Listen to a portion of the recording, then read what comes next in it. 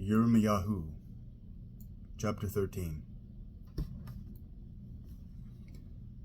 Adonai said to me, "Go, buy yourself a linen loincloth and wrap it around your body, but don't soften it in water."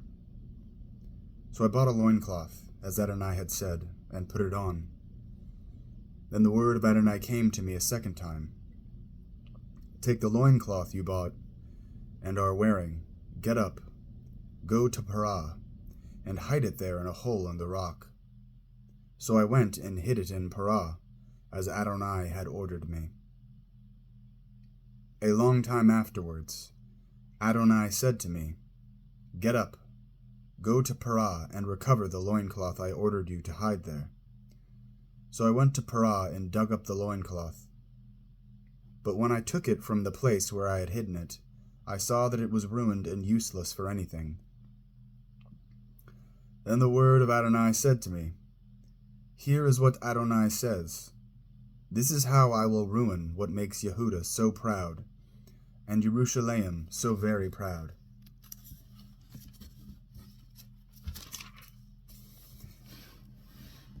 I will ruin this evil people, who refuse to hear my words and live according to their own stubborn inclinations, who go after other gods to serve and worship them.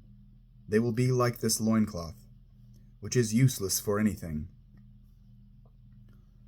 For just as a loincloth clings to a man's body, I made the whole house of Israel and the whole house of Yehuda cling to me, says Adonai, so that they could be my people, building me a name and becoming for me a source of praise and honor. But they would not listen. So you are to tell them, this is what Adonai, the God of Israel, says. Every bottle is filled with wine. Then when they ask you, don't we already know that every bottle is filled with wine? You are to answer them, this is what Adonai says. I am going to fill all the inhabitants of this land, including the kings sitting on the throne of David, the Kohanim, the prophets, and the inhabitants of Jerusalem, with drunkenness. Then I will smash them, one against another, even fathers and sons together, says Adonai.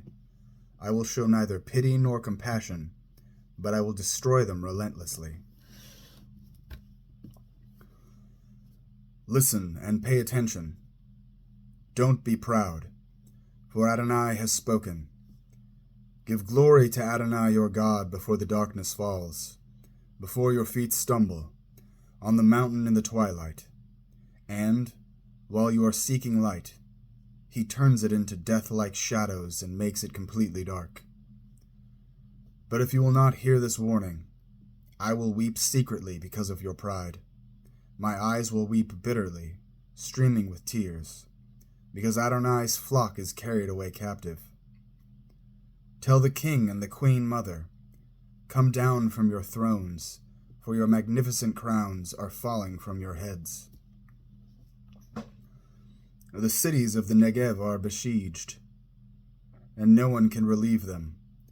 All of Yehuda is carried into exile, completely swept into exile. Raise your eyes, and you will see them coming from the north. Where is the flock once entrusted to you, the sheep that were your pride? When he sets over you as rulers those you train to be allies, what will you say? Won't pains seize you like those of a woman in labor? And if you ask yourself, why have these things happened to me? It is because of your many sins that your skirts are pulled up and you have been violated. Can an Ethiopian change his skin, or a leopard its spots? If they can, then you can do good, who are so accustomed to doing evil. So I will scatter them like chaff that flies away in the desert wind. This is what you get, says Adonai, the portion I measure out to you, because you have forgotten me and trusted in the lie.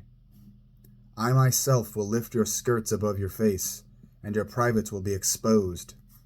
On the hills and in the fields I have seen your abominations, your adulteries, your lustful neighing, your shameful prostitution. Woe to you, Jerusalem! You refuse to be purified. Won't you ever allow it?